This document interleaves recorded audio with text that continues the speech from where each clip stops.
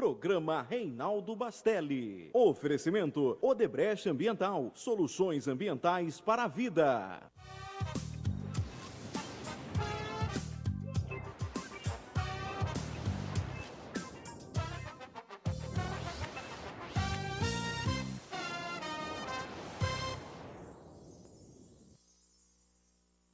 Nós estamos recebendo hoje aqui, nesta quarta-feira chuvosa, em que pese não está chovendo agora, mas está prometendo, né, chuva para a semana toda, o Tiago Barreto. Tiago Barreto é um amigo que faz do ciclismo também uma opção de lazer e de vida saudável, né? Ele é um dos representantes da nossa cidade, nas competições ciclísticas aqui no estado de São Paulo.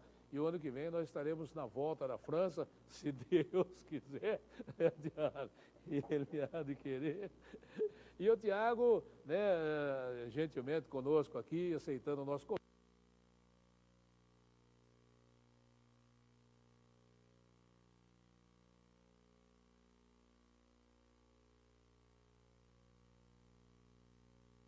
Com algumas pessoas, enfim. E não vamos falar sobre isso, até porque, além de ser um esporte, de ser um lazer, é também, né, uma forma de você se manter saudavelmente. Não é isso, Tiago? Um grande abraço, prazer tê-lo conosco aqui. Tá tranquilo? Tudo bem? Bom dia, agradeço a oportunidade de estar aqui com você, conversando, batendo esse papo, a todos os telespectadores acompanhando pela TV. Estamos aí, né, para esclarecer as dúvidas sobre a ciclovia, sobre um pouco o esporte, sobre os ciclismos. Vamos conversar tranquilamente. Eu quero agradecer ao André Varga e ao Daniel Pereira, né, lá da Lupe, que liberaram o Tiago para comparecer aqui ao nosso programa. Grande abraço ao André e ao Daniel. Um abraço meu também para eles. Legal. Tá. Tiago, como é que surgiu o ciclismo na sua vida? Por que você gosta do ciclismo? Bom, eu comecei na natação, na verdade. Comecei nadando, quando tinha 8 anos já praticava natação, para aprender a nadar, como toda criança, e comecei por esporte. Quando eu vi, já estava competindo, já estava no meio de disputas. Acabei abandonando a natação por causa de estudo, escola, fui jogar basquete, joguei no nosso clube basquete, e eu, ao mesmo tempo, já tinha uma bicicleta, que eu andava pela cidade. Enquanto jogava para o nosso clube, eu comecei a correr de mountain bike. E aí, evidentemente, tive que escolher entre os dois esportes, não dava. O Marcelo, nosso aqui, o Marcelo Pinto, é mountain bike, né? É mountain bike também, né? Mountain bike. Eu comecei a correr e eu tive que optar entre dois esportes. E eu acabei optando pelo ciclismo, pelo mountain bike. Comecei mountain bike em 94, correndo. Uma bicicleta básica, não tinha nem roupa de ciclismo, nada. Eu disputei 4 etapas e acabei ficando vice-campeão da Copa São Paulo. E aí foi amor à primeira vista. Peguei a bicicleta, já fui pegando a bicicleta, fui transformando ela para a competição e eu comecei. Aí foi indo. O mountain bike não tinha tanta visão naquela época. Em 94 ele não tinha tanta visão. E eu comecei a andar com o pessoal que corria de speed, na estrada. E eu comecei a gostar Speed de... é aquela bicicleta, aquela magrelinha. Isso, aquela... A mountain bike ela é mais gordinha. Isso, a mountain bike é aquele Pra quem pneu não grosso para conhece, terra. E a speed é a famosa Caloi 10, que é o pneuzinho fininho para andar na estrada. E eu comecei a pegar o gosto. E aí eu comprei uma Caloi 10 na época, e comecei a competir. Tive apoio no início pelo Paulo Micheletti, que me apoiou. Paulinho Micheletti. Paulo Micheletti. Soares Gonçalves. Isso. Paulo Micheletti. Grande Paulinho! Um abraço para ele que lançou eu no ciclismo praticamente, né? Ele me deu a primeira bicicleta de competição mesmo de ponta, foi ele que me deu. Me patrocinou no começo, durante 2 anos, e ele que me lançou no esporte. Deixa só um breve comentário com relação ao Paulinho Micheletti. A minha origem é do rádio esportivo, né? Comecei em 1976 no rádio, narrei futebol durante 20 anos e eu apresentava 2 programas diários de esporte no rádio, no almoço e à tarde, né? E o Paulinho Micheletti, ele produz troféus, né? Sim. Fabrica troféus, medalhas. O Paulinho foi um grande parceiro. Organizava a competição, o Paulinho estava lá sempre presente, então a gente tem um respeito, uma admiração muito grande. E de vez em quando, o Paulinho já ganhou na loteria. Já ganhou na loteria. O Paulinho já ganhou. E ganhou uma grana boa, não foi pouca coisa não. Né, Paulinho? E o Paulinho foi um grande parceiro. Paulo Gonçalves Soares, o Paulinho Micheletti. Eu devo muito a ele, eu devo. É. O início meu foi praticamente ele que iniciou. Depois vieram outros, vieram o Neder Caran, o Gustinho Prado, depois o Buque de Iracemápolis, que tem uma escolinha fantástica, ele realmente se dedica muito aos atletas. E aí por diante estou hoje no profissionalismo do ciclismo há mais de 16 anos. Há mais de 16 anos. Mais de 16 A anos. Limeira é uma cidade que tem tradição no ciclismo, né? Nós tivemos lá atrás o Moacir Zenebon, irmão do Álvaro Zenebon, os Bertolini. Os Bertolini, É. que foram muito fortes também, o Davis Davis Fernandes Fernandes, Pereira. que esteve nas Olimpíadas, competiu na Rússia. Tem tradição, o Limeira tem tradição no ciclismo e ainda continua tendo ainda. Tem atletas fortíssimos, tem. Você participa de competições aqui no estado de São Paulo, fora do estado, que eu me recordo uma vez, eu falar com você estava lá em Salvador, que estava Sim, participando sim. de interestadual, você participa também representando... Na verdade, eu participo mais aqui dentro por causa de condições financeiras também para viajar fora do estado. Mas eu estive participando em 2 campeonatos brasileiros. nós estamos vendo aqui algumas imagens, né? O Isso. Marcelo está botando lá. Eu participei de 2 brasileiros em Belém do Pará e em Salvador. Esses 2 últimos brasileiros que eu participei.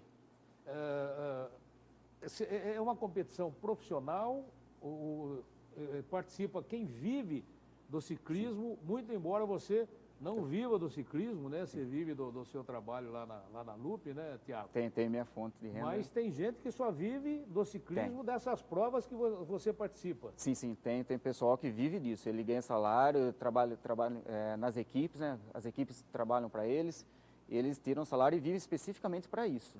É que no Brasil isso ainda não é muito difundido ainda. No Brasil é complicado.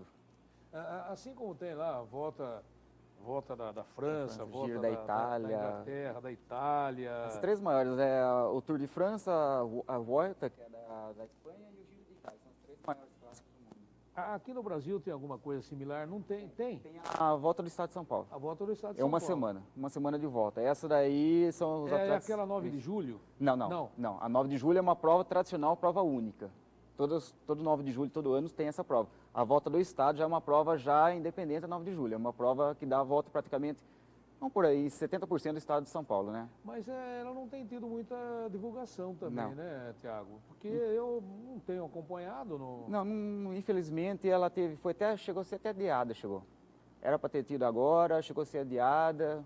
Infelizmente está difícil de embarcar isso daí no Brasil ainda, né? A meca do ciclismo no Brasil é aqui o estado de São Paulo ou tem algum estado que é forte também? Não, o Sul é forte. O Sul é forte. O Sul faz atletas fantásticos. Quando fazem. você fala do Sul, você fala em Santa Catarina, Rio Grande do Os Sul... 3 estados ali do Sul, os realmente. 2 estados.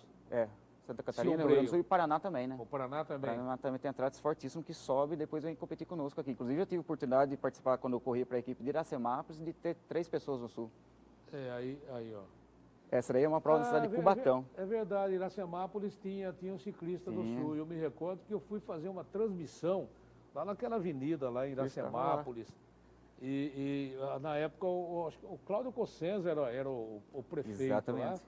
E eu me recordo que tinha ciclista lá do Sul. Por que o Sul, Santa Catarina, Paraná, Rio Grande do Sul, tem um ciclismo mais forte do que os outros estados? Pelo clima ou pela cultura europeia? É pela cultura. Pela cultura, pelo investimento também.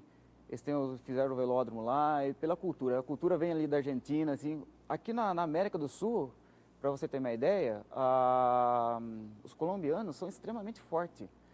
As chamadas equipes Pro Tour, que são equipes profissionais da Europa, acho que de 20, 30, apenas 3 que não tem colombianos, para você ter uma ideia. Então, aqui a América do Sul é extremamente forte no ciclismo, mas estão todos na nata na Europa, todos praticando na Europa. Nós falamos ano passado a prova 9 de julho, ela era muito tradicional. E eu também não tenho ouvido falar muito dela. Onde é que ela é realizada? Cada ano numa cidade? Então, ou ela tem um velódromo, né? Não. Ela é realizada todos 9 de julho, a data 9 de julho é comemorativa.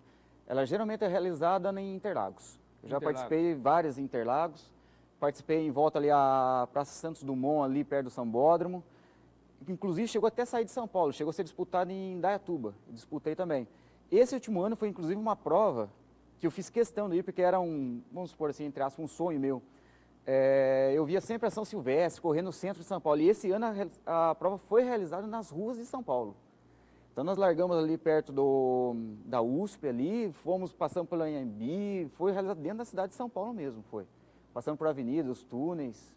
Uma prova dessa, uma competição do campeonato, a 9 de julho não faz parte do Não, campeonato, é uma prova né? independente. É uma prova independente. Prova independente. Qual é o percurso dela? Quantos quilômetros e quanto tempo você fica pedalando? Esse ali? tipo de prova, ela varia, as provas independentes clássicas, que nós chamamos como 9 de julho, ela chega a ser de 86 a 100 quilômetros. 100 quilômetros nós fazemos em 2 horas e meia, 2 horas e 20, dependendo do circuito.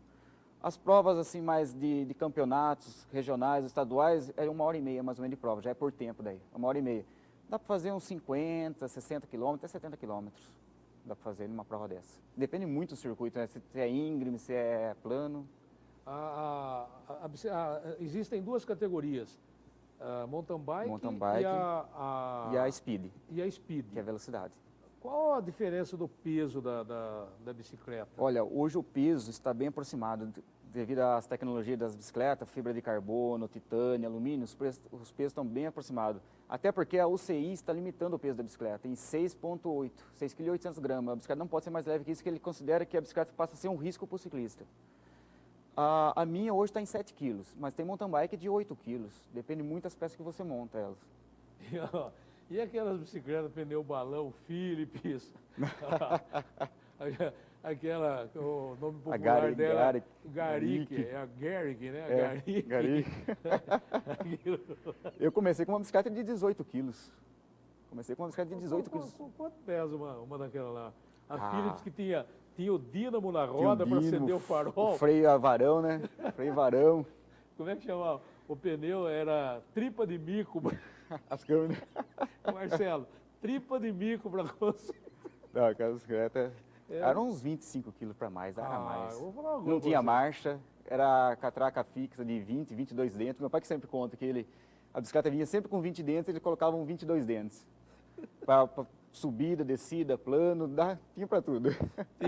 Tinha mais dentro do que a boca. Meu Deus, é muito bom. Mas tinha muita gente que andava de bicicleta também na época. Mas as provas do Campeonato Paulista, quantas etapas são, Thiago?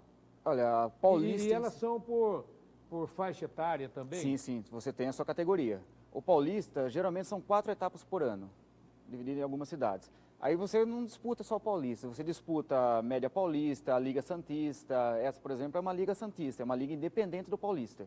Então você chega a disputar até 4, 5 campeonatos independentes no mesmo ano. E são, por exemplo, eu disputo em 3 modalidades também. Existe esse tipo de ciclismo. Eu disputo a prova de montanha, que é uma prova de montanha, você larga no pé da montanha, aquele que chegar lá em cima na montanha primeiro é o vencedor. Então é uma prova curta de 20 km, mas chega a levar até 1 hora e meia de subida pura. E a prova de contrarrelógio também, que aí já eu corro com essa bicicleta, mas existem bicicletas específicas, que é de 1 em 1 minuto sai um ciclista, e aquele que completar o menor tempo o circuito, que geralmente chega a ser em 30 km aqui no Brasil, que é o vencedor. A bicicleta de mountain bike alcança a mesma velocidade da Speed? No asfalto, não. No asfalto, Se não. você comparar ela na trilha, às vezes numa descida, eu numa mountain bike já cheguei a pegar 70 até 80 km por hora. Na Speed, em competições, a gente chega a pegar 80, 85 km por hora. Então, cada um no seu terreno ela alcança. No asfalto, ela já é mais difícil, até por questão de aerodinâmica, o pneu mesmo, ele chega a ser mais largo, a circunferência da roda, você não pode ter uma circunferência do tamanho da roda da Speed na mountain bike, não é permitido. O pneu você pode usar até aproximado, mas a circunferência não. Então, você perde na velocidade final. Ô, Thiago, uma bicicleta dessa de competição, essa Speed aí, ela custa mais cara do que um automóvel. É isso mesmo? Tem gente que vai montando aos poucos até conseguir a bicicleta ideal. Isso, eu levei tempo para chegar nessa bicicleta minha, levei anos. Eu fui vice-campeão paulista, praticamente tendo a pior bicicleta do campeonato. A bicicleta minha a marcha era embaixo, era de ferro. E eu levei tempo para chegar nessa bicicleta, é um sonho realizado meu. E você tem que ir montando aos poucos. E a bicicleta ela é como se fosse um sapato para você. Ela é específica para você. 1 centímetro a mais no quadro já não serve para você. A bicicleta, ela totalmente, essa bicicleta você compra, todo sob medida para você. E você, antes de andar, o certo é você fazer um ajuste, que ela é feita um ajuste por computador. Para você ter o máximo de performance. bicicleta, a mais cara chega a custar o quê? 50 mil reais? Não, tem. Hoje, Tem até mais? hoje com o dólar, o preço que está, hoje eu inclusive estive vendo ontem de bicicleta de 80. 80 mil reais. 80 mil reais. Cheguei a ver. Os componentes, aí vem a questão, existe material para aquilo? Na realidade não é o material, é o desenvolvimento daquele equipamento. A bicicleta que eu uso hoje, para você ter uma ideia, ela foi desenvolvida dentro do túnel de vento da McLaren de Fórmula 1, para ela ter o máximo de aerodinâmica possível, tanto na reta quanto o vento lateral, que é o que mais estorva o ciclista é o vento. Então, ela foi desenvolvida para ter o mínimo de arrasto aerodinâmico, ou seja, para ela cortar o vento. E ela, acima de 40 km por hora, te dá um ganho de até 10% em relação a uma bicicleta tradicional hoje.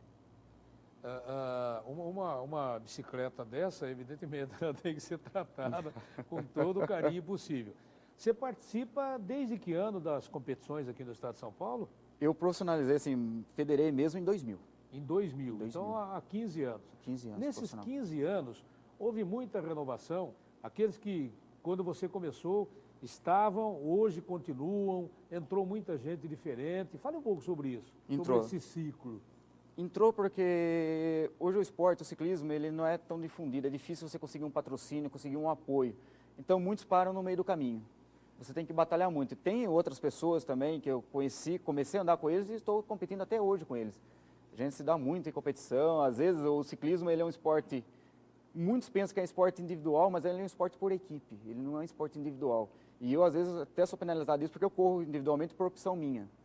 E o que acontece? Quando eu conheço essa pessoa, às vezes nós dois, embora fôssemos concorrentes direto, na metade da prova a gente começa a se ajudar. Por quê? Para deixar a concorrência para o final da prova. E aí a gente consegue abrir do pelotão e chegar no fim, aí não, aí é cada um por si.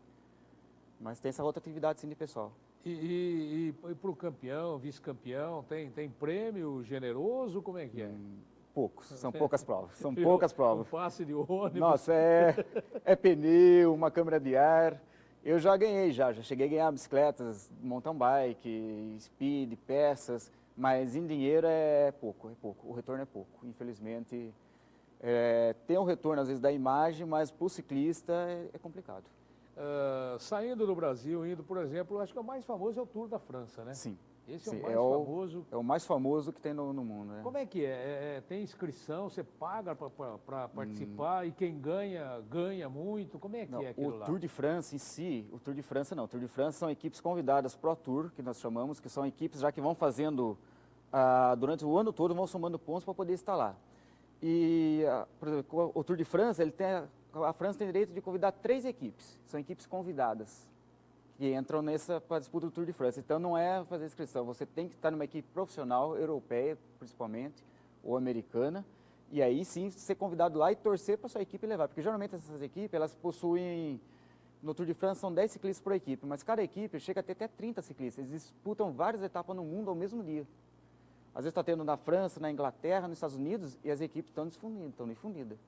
Porque a gente vê as maratonas, né? A maratona de Nova York, São Silvestre aqui no Brasil, tem aqueles atletas de ponta, né?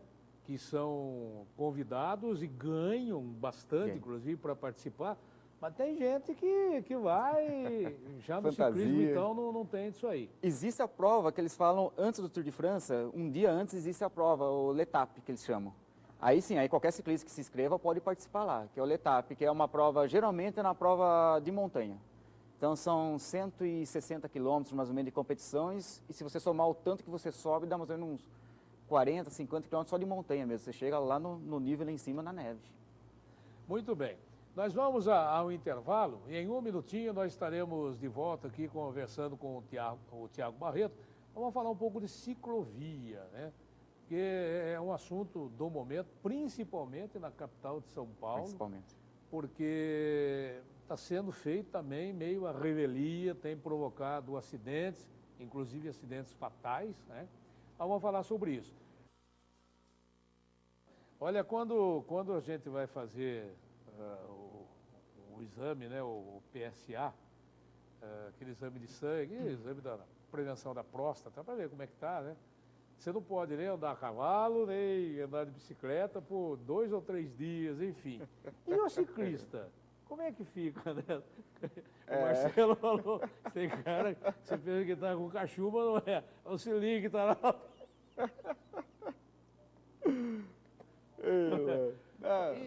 E qual o Cilinho? Você ficar tanto tempo em cima da bicicleta, não afeta, não atinge nada?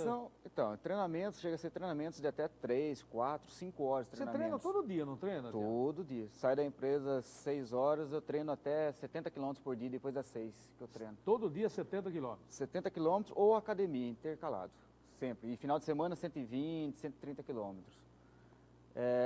A respeito do banco, No banco. o que acontece? Hoje a tecnologia está muito avançada hoje. Hoje você tem as bermudas de gel, que ajuda a prevenir isso. Os bancos, ele é anatômico. Por exemplo, para nós que passamos muito tempo assim na bicicleta, nós não vamos lá e compramos um banco. Para você ter uma ideia, nós vamos na loja, nós ficamos sentados numa plataforma, e ele molda o seu tamanho. E você compra o banco também do seu tamanho. E ele tem um corte no meio também. Então a tecnologia está bem avançada a respeito disso. Para evitar mesmo. É o Marcelo que também faz mountain bike, né? A dele é mountain bike. Está dizendo que no Uruguai levantaram uma lebre lá, coisa e tal, mas você não tem informação sobre isso? Não tem esse tipo de informação. E as pessoas que participam das provas com vocês, têm essa preocupação com próstata? Todos têm? Existe essa preocupação. Inclusive, o que eu volto a ressaltar é sobre o bike fit mesmo, que nós chamamos, que é a regulagem da bicicleta, que de repente, como você falou, o banco está regulado erroneamente, está para trás, está para cima ou está para baixo, então todo o peso do seu corpo está ali. O banco estando regulado certinho, na altura, o guidão, você consegue distribuir o peso pelo equipamento. Ah, tá. Legal. Ô Tiago, com relação à ciclovia, muita celeuma em São Paulo, e tem acontecido muitas mortes, né, em função de... A gente vê, a televisão mostra, se acompanha, tem ciclovia ali, que o cara vem, não sabe o que vai encontrar na frente. É um absurdo. Eu gostaria de ouvi-lo com relação a isso, né? Qual a sua opinião com relação a essas ciclofaixas aí? Isso aí é uma tendência mundial. Você na Europa, você acompanha que lá são quilômetros, milhares de quilômetros por país. O que acontece é que quando você muda a cultura, é difícil implantar isso daí. E a cultura brasileira vai se acostumando a isso. E mesmo as pessoas se acostumarem, existem as pessoas que vão fazer, eles vão aprendendo fazendo, como você mesmo disse. De ciclovia em São Paulo, que absurdo. Ele entra e tem um poste na frente. Ele passa e tem pedestre atravessando. Um exemplo que eu dou, porque eu vou sempre para o litoral de Santa Provas, é ali na Praia de Gonzaga. Existe uma ciclovia que todos respeitem. Você não vê bicicleta fora da ciclovia. Todos respeitam ali. Você vai atravessar o pedestre, atravessa. Você não vê pedestre na ciclovia. Então, anda bicicleta, patins, anda toda ali. Em São Paulo, você está tentando colocar, hein? Tudo bem. Só que nós temos que ver também, em São Paulo já é complicado o trânsito. Nós teríamos que colocar nas vicinais. Não vai complicar mais ainda o trânsito. Você vai lidar com as pessoas, ele vai complicar as pessoas. Ô Tiago, uma coisa, você falou da Europa, né? Felizmente, eu conheço muitos países na Europa e a gente só conhece a cultura do povo de lá. Por exemplo, você vai na Holanda, em Amsterdã, tem um estacionamento de bicicleta, que é um negócio assim absurdo, de tanta bicicleta que tem, mas milhares de bicicletas. Então é um negócio assim, absurdo. A Alemanha, porém, em todos os países da Europa, e nos Estados Unidos não é diferente, o motorista ele respeita o pedestre. Então eu acho que aqui a gente está pondo o burro, a carroça na frente do burro. Eu acho que primeiro tinha que haver essa conscientização do motorista em respeitar o pedestre. Para depois você botar numa cidade como São Paulo, no centro de São Paulo, que o trânsito é uma loucura, né? Essa ciclofaixa. Eu acho que é uma temeridade e com sinceridade, eu jamais andaria numa ciclofaixa em São Paulo. Eu acho que é um risco de morte terrível. Eles colocaram na área mais movimentada. Em vez de começar na área mais simples, mais fácil para o povo também se adaptar, tanto o motorista quanto o ciclista se adaptarem, eles começaram numa área tremendamente movimentada. Na Europa existe a conscientização de 1,5 metro de ciclismo. Existe. Existe uma concentração de 1,5 m lateralmente do ciclismo. Eu tive vários problemas já com treinamento. Eu tive vários problemas, carro já chegou a bater em mim, mas de raspão, fechar. Então, realmente, é complicado aqui no Brasil, eles respeitarem. Legal. Mas aqui em Limeira nós temos ciclofaixas também em alguns locais, mais timidamente, mas não uma política tão agressiva em ciclofaixas como São Paulo, né? Chegou a implantar ali, à noite, às vezes treinava ali, acho que é Terras de São Bento, saída para Cordeirópolis, aquele residencial ali. Tinha ciclofaixa ali na pista que ligava Limeira a Cordeirópolis e tiraram a ciclofaixa ali, colocaram, no anel viário colocaram, mas é como você disse, é arriscado andar ali no anel viário porque os carros passam em cima, não respeitam mesmo. Claro. Um dos objetivos do nosso convite a você também aqui, obviamente de homenageá-lo por tudo que você tem conquistado ao longo desses anos no ciclismo, mas como nós estamos no momento, até porque a crise ela aperta de tudo quanto é lado e tem gente deixando o automóvel e pegando bicicleta. Sim. Então, quais os cuidados? Tem gente que anda na estrada, nas rodovias, e nós já tivemos, inclusive, morte aqui em Limeira, do presidente do Limeira Bike Clube, né? Que foi atropelado, morreu, acho que... Na Bandeirantes, se não me engano. Na Bandeirantes, se eu não me engano, né? Então, quais são as recomendações para essas pessoas que vão começar com a bicicleta? O que eles devem fazer? Quais são os procedimentos?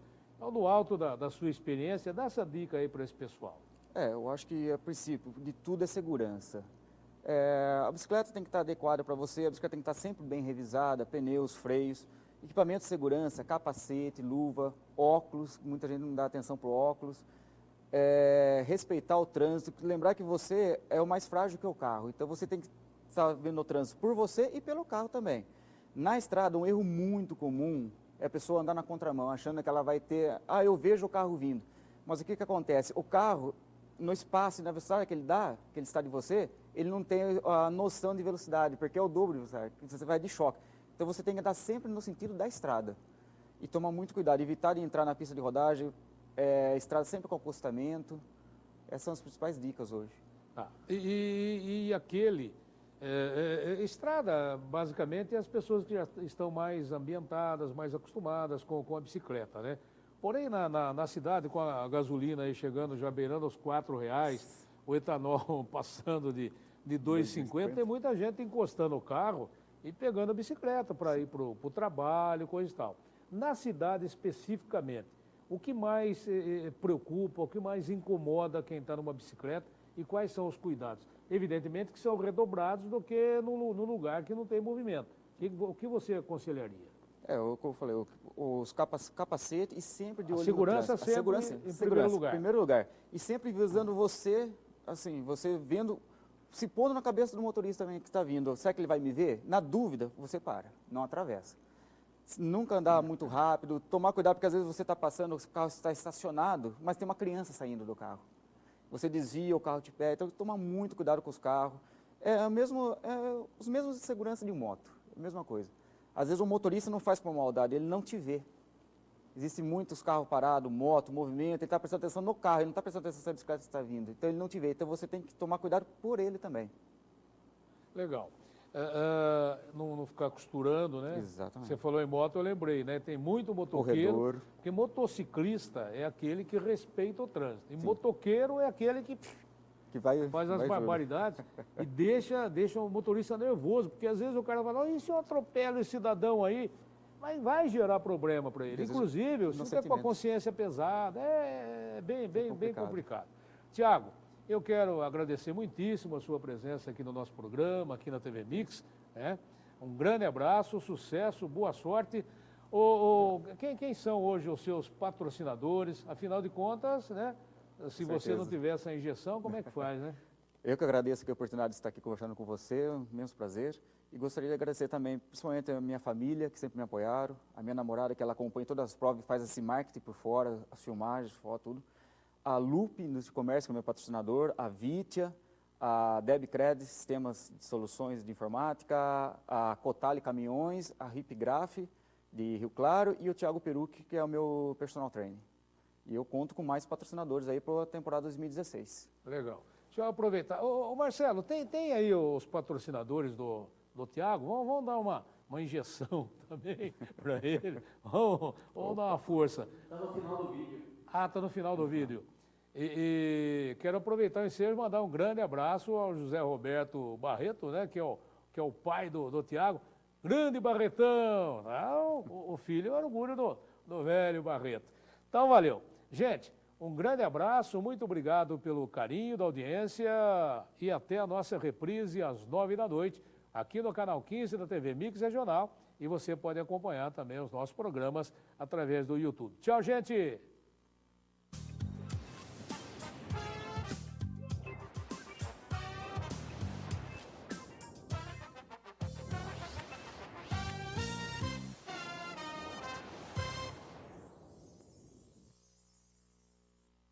Programa